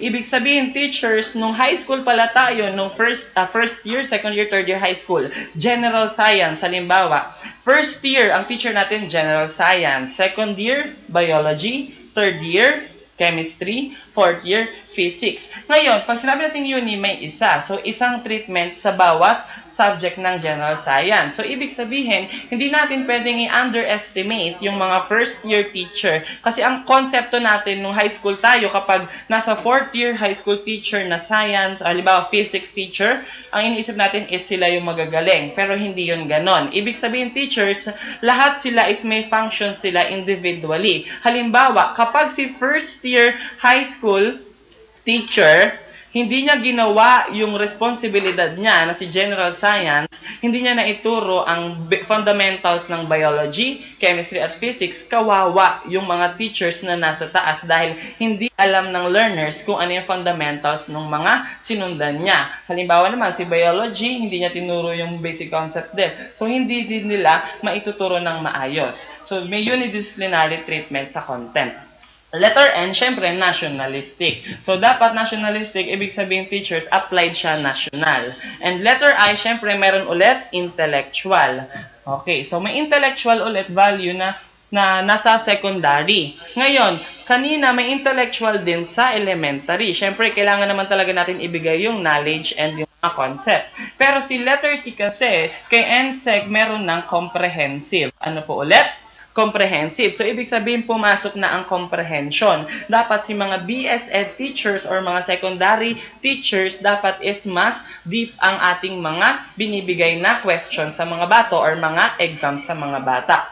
Siyempre, letter S is spiral. Ano po ulit yung spiral? Simple to complex. Mula fundamentals papuntang complex na konsepto. Okay, so NESC or NESC and NSEC. Okay, next. After ng NSEC teachers, dumating na ang RBEC. Okay, so ang RBEC teachers or ang tinawag nating Revised Basic Education of 2002 or RBEC 2002. Revised Basic Education Curriculum. Tatandaan mo lang kay RBEC teachers, lumabas na dyan ang ating M4. Ano yung M4? Ang core values natin, makatao, maka-Diyos, makabansa, at makaka-likasan. Okay, ulit. Ano po yung apat na core values? Makatao, maka-Diyos, makabansa, at makakalikasan. So, ibig sabihin, itong core values na to, dapat dyan natin pinaka-ini-integrate yung mga subject matter natin. Laging nakafocus sa sa apat na core values. Dito na rin lumabas na dapat daw ang 21st century teachers ay facilitator lang tayo. Okay, facilitator lang tayo. So, more on instructions lang tayo. Ulit, meron tayo una, NESC, New Elementary School Curriculum, National Secondary Education Curriculum, ang NSEC, at next, ang RBEC 2002, Revised Basic Education Curriculum. Okay, next. After ng RBEC teachers, lumabas na rin ang UBD na tinatawag. Familiar pa ba sa UBD? Okay, pag sinabi nating UBD teachers, understanding by design. Okay, pag understanding by design teachers, ang tatandaan mo lang is backward design. Ano po ulit? Backward design. Bakit siya backward design? Okay, ganito lang ang backward design. Kanina, pinag-usapan natin si curriculum, sabi natin ng stakeholders, nagke-create sila ng competencies, ng intended goals. So, this time, teachers, balik na rin natin. Una muna ang experience ng learners bago makapag-create ng mga intended goals, bago makapag-create ng mga learning competencies. So, baliktad. Kanina, gumawa muna ng intended goals bago pina-experience sa bata. So, backward design, experience muna bago gumawa ng intended goals. Okay. So, ulit, NESC, NSEC, RBEC, and UBD. So, NESC, New Elementary School Curriculum, NSEC, National Secondary Education Curriculum, Revised Basic Education 2002, and Understanding by Design. Okay, pag-usapan natin teachers ang K-12. Okay, si K-12 teachers, alam natin na ito ay kindergarten. Okay, kindergarten plus 12 years of basic education. Ulit. So, kindergarten and 12 years of basic education. Okay, tandaan mo lang kay K-12 teachers, under siya ni kaninong administration? Kay Pinoy. Okay, sino si Pinoy? Benigno Aquino III. Okay, so tatandaan mo si Benigno Aquino III. Okay, so ang pinaka-K-12 curriculum dapat daw is may article number 1, may short title. Okay, ang short title natin ay EBEC. Ano yung EBEC? Enhanced Basic Education. Okay, Enhanced Basic Education. So, ibig sabihin, teachers, yun si Republic Act 10533. Ano po ulit? Republic Act 10533. So, gawin mo to, teachers. 10533. O parang K-pop lang. 10533. Okay, Republic Act 10533. Okay, kay Republic Act 10533, Article 1 is kailangan may short title, Enhanced Basic Education, or ang ating K-12, Kindergarten, 12 years of basic education under ni Benigno Aquino III. Okay, next, teachers. Tandaan natin, pag sinabi natin RA, di ba, Republic Act. Pero this time, ibahin natin. Pag sinabi natin RA, dalawa po kung bakit in-implement si K-12 curriculum. Siyempre, merong reasons. Ano po ulit? Reasons. At siyempre, merong aims. Ano po ulit? Aims. Republic Act, gawin natin reasons and aims. Okay. Kay Republic Act teachers or kay reasons, tatandaan natin si Riri. Sino po? Si Riri, si Rihanna, ang tatandaan mo dito kay reasons. Si letter R teacher, syempre, readiness. Ano po ulit? Readiness. Okay. Isa to sa pinaka-naging problema talaga natin pagdating dito sa K-12 curriculum. Kasi kapag hindi natin sinubukan na ma-implement si K-12 or maging advanced tayo, kailan natin sisimulan? Okay? Nakuha po ba? Readiness. Next, pakisabi po, international recognition. Ano po ulit? International recognition. Pag international recognition, teachers, kailangan na po nating magpapansin sa ibang bansa. Kailangan ma-recognize na nila tayo na isa na rin tayo sa mga advanced na bansa na nagpo-promote ng quality education. Okay, letter I is immersion. Ano po ulit? Immersion. So, isa sa reason, kailangan na daw is magkaroon ng specific targets. Ano po ulit? Specific targets. So, that's why nagkaroon na rin tayo ng tracks and strands. So, specific na ang pinaka-path na dadaanan ng mga learners natin. Siyempre, kay AIMS teachers, tatandaan mo si word na gel. Ano po ulit? Gel. Okay, si letter G is, lagi natin sinasabi, si K-12 curriculum ay globally competitive. So, kailangan maging globally competitive na tayo. Pero, syempre, meron ding locally. Kaya tawagin natin siyang globally. Globally and locally competitive daw dapat ang ipoproduce nating mga learners. Letter E, syempre, enhance. Pakisabi po. Enhanced Basic Education. Okay. So, Enhanced Basic Education. So, before, mga curriculum natin, more on basic, pero this time, i-enhance na natin. Mas advanced na rin ang level ni K-12. So, dapat daw pala, sa ibang bansa, 2 taon pa lang, alam na ang alin, mga shapes, alphabets, so mga colors. Dapat dito sa Philippines, pag 2 taon pa lang, kabisado na ang periodic table, kabisado ng geography. Hindi, joke lang. So, dapat advanced na rin po. And letter L, pakisabi po, lifelong learning experience and employment. Okay. So, lifelong learning experience. Punta muna tayo sa word na experience kasi kanina pa natin pinag-uusapan sa experience. That's why si K-12 curriculum is experience. More on experience sa bata. Actual nilang ginagawa lagi ang mga activity natin. Kaya nga, learner-centered. Sila mismo ang nag-e-experience. Ngayon, bakit siya learner-centered? Kasi naka-anchor siya sa mission, vision, philosophy ng K-12. Nakalagay doon na learner-centered. Next, employment. Ibig sabihin, teachers, ang K-12 is isa sa pinaka-aim niya is employment. Kaya kapag nakasakto yun na grade 12, gagraduate sila ng ilang taon sila? 18 years old. Kaya nakalagay din doon sa aims is employment. Dahil sakto yun na 18 years old sila, nagagraduate at qualified na sila for employment. Okay, reasons and aims. Next, teachers. Pag-usapan natin ang structure ng K-12 curriculum. Okay, so structure, teachers. Okay, so ibig sabihin, yung kindergarten or yung kinder, ilang taon sila? 5 years old sila. So, ibig sabihin, kinder, 5 years old sila. At dapat, pag nag-grade 1 sila, marunong na silang magbasa. Kaya yung mga BE-Ed dyan na early childhood, double effort sila na nagpapabasa sa mga learners natin sa kinder. Ngayon, pagdating nila ng grades 1 to grade 6, ilang taon sila? So, sila ay 12 years old na. Okay, so grade 1 to grade 6. So, pagdating ng grade 7 to grade 8, grade 10, ilang taon na sila? 16 na. So, 16 years old na sila.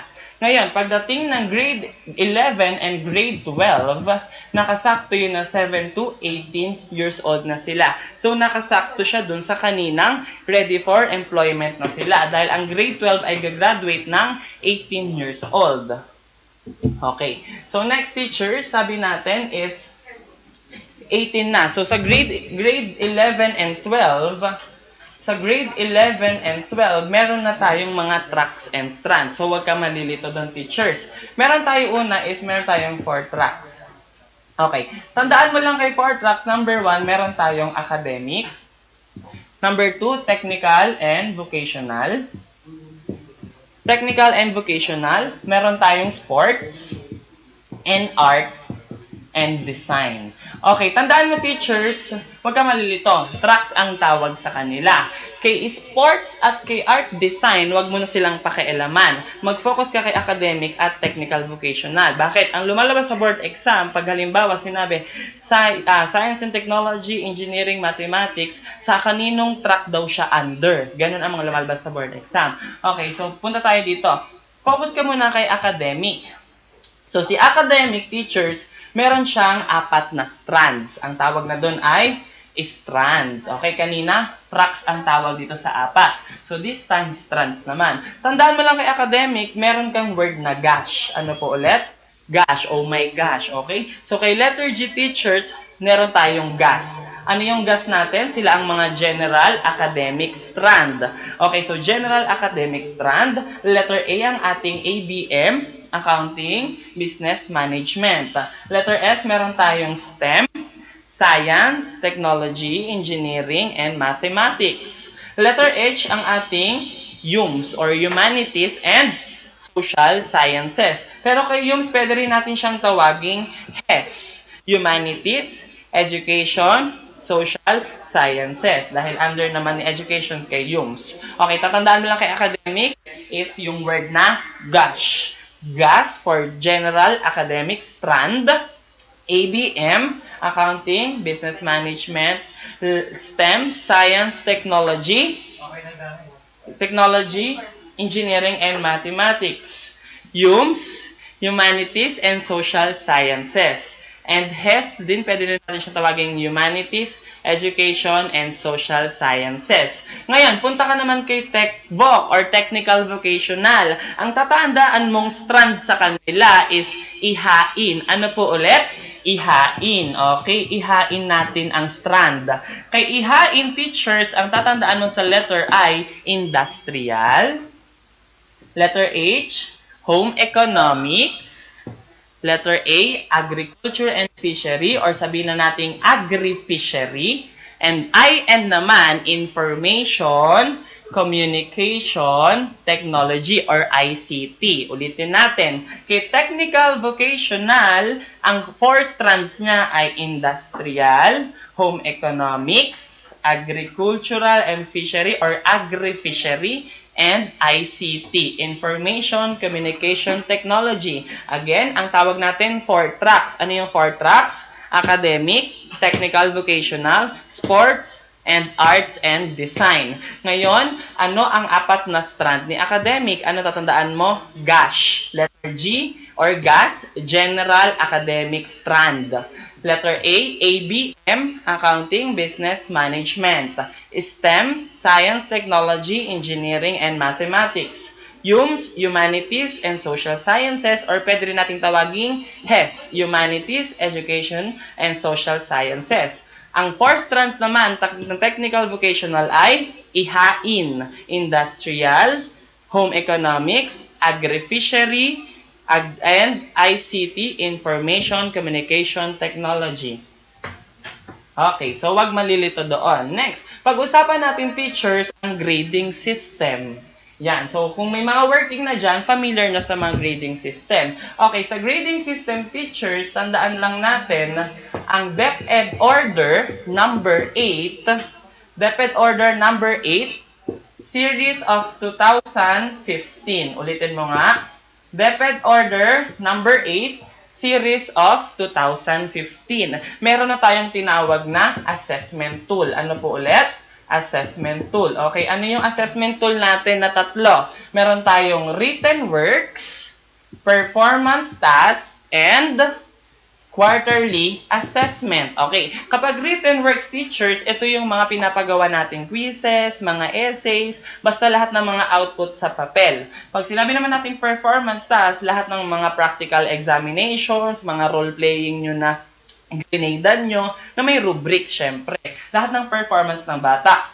And syempre yung quarterly assessment o yung pinaka sa material exam or unit test. Ngayon, teachers, tatandaan mo, ang lumabas sa board exam is yung mga percentage ng mga subject. Ganito lang tandaan mo, teachers. Kapag quarterly assessment, lahat tayong subject, 20%. Okay? So, lahat. English, Math, Science, lahat yan, 20% tayo sa quarterly assessment. Okay? Next. Tandaan mo, teachers, kapag MAPE and TLE, pag si MAPE tsaka si TLE, sila lagi ang magkasama. Okay, so performance task and written works. Kapag MAPE and TLE, 20% sa written works at 60% naman sa performance task. Huwag ka malilito. Si MAPE at si TLE ang magkasama kasi more on hands-on sila, more on activities. 20, 60, 20. Ang magkasama naman si Math and Science. Bakit? Ilan sa kanila? 40, 40, and 20. Ulit. Math and Science, 40, 40, 20. At yung natira naman, meron tayong English, AP, Filipino, and ESP. Okay, so si English, AP, Filipino, ESP, sa kanila ang 30, 50, at 20. Ulit, huwag ka malilito. Pag MAPE and TLE, 20, 60, 20. Pag Math and Science, 40, 40, 20. Kapag English, AP, Filipino, ESP, 30, 50, and 20. Yun po ang pinaka-grading system natin. Okay, so next teachers, after nyan, tatandaan mo lang, meron din tayong dapat alam natin ang pagkakasunod-sunod dun sa card. Okay, yung pinaka-card ng bata. So, yung nomenclature. Ano yung nasa una? Kapag grades 1 to grade 3 kasi, meron silang mother tongue. Ulit, yung mother tongue teacher, ina-apply lang siya kung ano yung dialect ng isang lugar sa grades 1, grade 2, and grade 3. Doon ginagamit ang mother tongue. So, dapat yung pagkakasunod-sunod ng card, diba? English, Filipino, Math, Science, AP, TLE, and MAPE. Tandaan mo kay MAPE, magkakahiwalay sila. Music, Art, PE, and Health. Tapos, meron silang, yung MAPE may general average. So, yun yung tatandaan natin. Kay Mother Tongue, sa card ng grades 1, grade 2, grade 3, may Mother Tongue yon. Pero pagdating ng grades 4, 5, 6, 7, 8, 9, 10, may English, Filipino, Math, Science, AP, TLE, Music, Art, Physical Education, and Health. Tapos sa huli ang ESP or kung ano pa yung dinadagdag na activity. Halimbawa, Boy Scout. So, nandun din yun sa card na yon. Okay, ulit.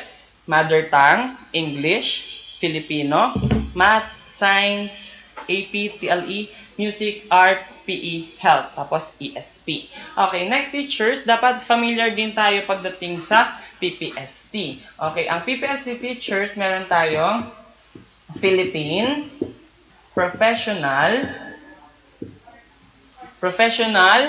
Standards for Teachers. Okay, huwag kayong malilito teachers ha, kasi ang PRC minsan inuhuli nila tayo sa mga letter S. Before may NCBTS, National Competency Based Teacher Standards. So nilito nila kami, letter A, National Competency Based Teacher Standard, letter B, National Competency Based Teacher Standards, inaalis nila yung letter S. Basta pag PPST, tandaan mo is Philippine Professional Standards for Teachers. So kahit lituin ka nila, tandaan mo may letter S.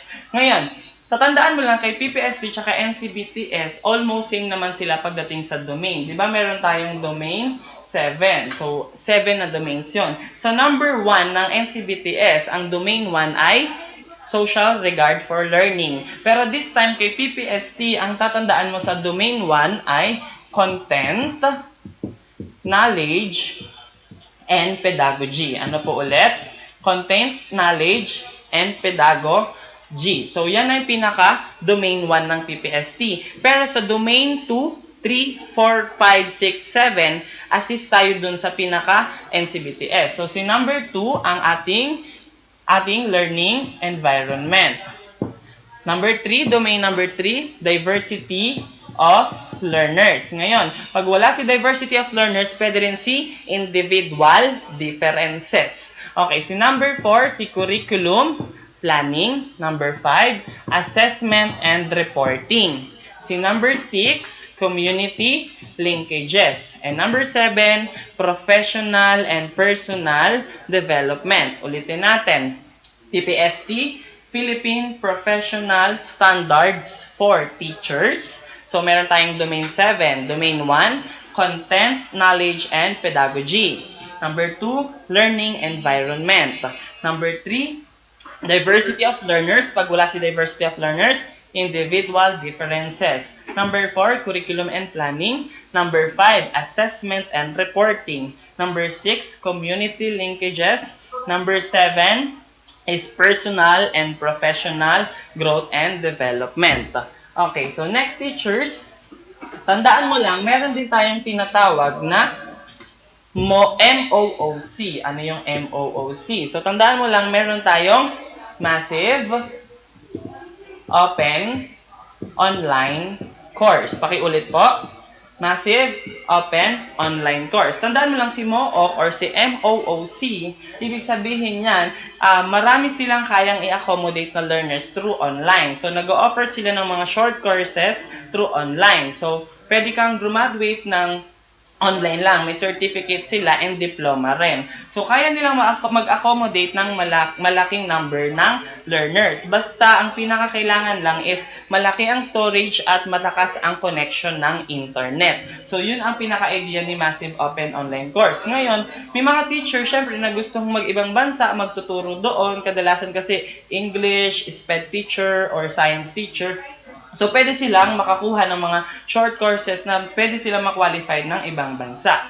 So, tandaan mo lang, MOOC, Massive Open Online Course. Okay, next. Meron tayong teachers, dalawa, AQRF, tsaka PQF. Ulit, AQRF and PQF. Pag si AQRF teachers, ASEAN, Qualification, Reference Framework. Ulit. ASEAN Qualification Reference Framework. Okay. So, ASEAN Qualification Reference Framework. While si PQF naman ang ating Philippine Qualification Framework. Okay. So, Philippine Qualification Framework. So, pag ASEAN Qualification Reference Framework tsaka si Philippine Qualification Framework, ang kinalaman lang naman nito is about sa qualification ni teacher. Nagkakaroon tayo ng comparison sa mga iba't ibang bansa.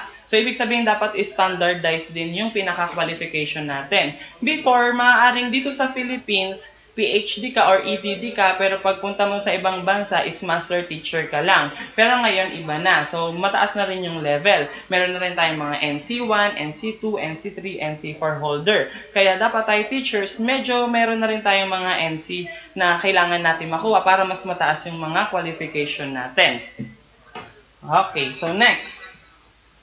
So teachers, tandaan lang natin, kay curriculum, ang pinakatatandaan mo lang na ibigay ko yung mga basic concepts.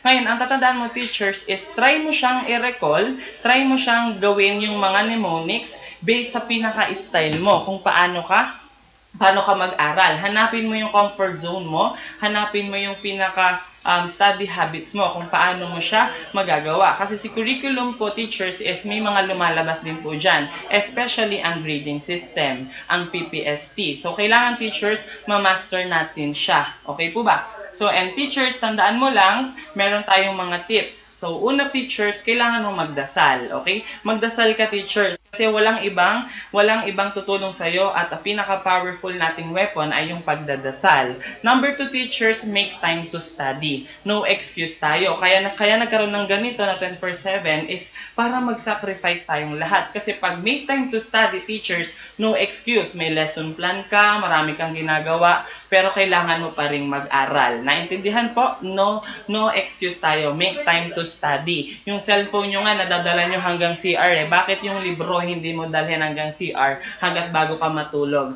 Number 3, teachers, always satisfy your cravings. Okay, kapag nagkikrave ka sa isang pagkain, syempre, kailangan mo yun kunin. Kasi pag yung satisfaction, mataas na yung level, sabayan mo ng pag-aaral. So, kapag gusto mo ng french fries, milk tea, kung ano man yung gusto mo talaga na gusto ng tiyan mo, kunin mo siya, tapos sabayan mo ng aral. Okay, number 4, teachers, ready your stomach. Sa araw ng board exam, teachers, kailangan may laman ang utak, may laman ang tiyan para mag-function ang ating utak. Kailangan mo lang po mag-ready. Basta tandaan mo, teachers, bago ka mag-prof ed, after mo mag-gen ed na exam, kumain ka na ng lunch mo. Huwag ka magpo-prof ed na set ng exam na bagong kain ka kasi aantukin ka. Okay, number 4, teachers, tandaan mo lang, unwind. Kapag feeling mo, teacher, sobrang overload na yung utak mo, punong-puno na information, it's about time na medyo laylo ka. Punta ka na isang lugar, comfort zone mo, kung saan yung gusto ng utak mo na peace of mind ka. Number 5, teachers, read. Okay? The more you read, the better you understand. Okay? Mas tumataas yung level ng comprehension natin kapag paulit-ulit nating binabasa, especially ang yellow book at mga materials ni Cbrc. Tandaan mo, teachers, basahin mo siya paulit-ulit, practicein mo yung sarili mo. Next, teachers, no erasures and no revisions. Please lang, iwasan nating magbura. Ang gagamiting pencil, especially sa mga eagles, ibibigay ni Cbrc, Mongol 2 yon, hindi Mongoloid 2. Naintindihan po? So, dapat wala pong magbubura. Iwasan nating mag-erase kasi marami pong bumabagsak na teachers hindi dahil sa hindi nila naintindihan yung let. Bumagsak sila maaring nagbura sila or maaring may ginawa silang mali. And next teacher, kailangan po natin is do not procrastinate information. Isa sa pinakapangit na ugali natin, teachers, kapag may nalaman tayong isang information, anong sinasabi natin? Mamaya na yan. Mamaya ko na alamin to. So, wag teachers, do not delay information. Kailangan kapag may isang concept kang hindi naintindihan, i-search mo agad. Hanapin agad sa libro. Naintindihan, teachers? And next, teachers, is stay connected to your friends and family. Bakit? Ang big quiz na yan, hindi sariling laban mo yan. Laban din yan ng family mo at ng friends mo. Sabi nga nila, di ba, kapag lumabas na ang resulta, sino unang titingin ng result mo? Yung kaaway mo. Kaya dapat galingan mo, ipasa mo, isampal mo ang lisensya mo sa kaaway mo. And lastly, teachers, kailangan mo ulit bumalik dun sa number 1. Magdasal ka ulit. So, after mo, teachers, na makapasa is kailangan mo ulit magdasal. Naintindihan po, teachers? So, again, teachers, in curriculum development, ang importante, teachers, is na ibigay lahat ng mnemonics, gawin mo siya, i-apply mo siya sa sarili mo. Kapag ang tanong tungkol sa teacher, ikaw si teacher. Kapag tungkol tanong sa mga bata, isipin mo ang learners. Again, teachers, I'm Eduardo Silupta Jr. and this is the curriculum development. God bless, teachers.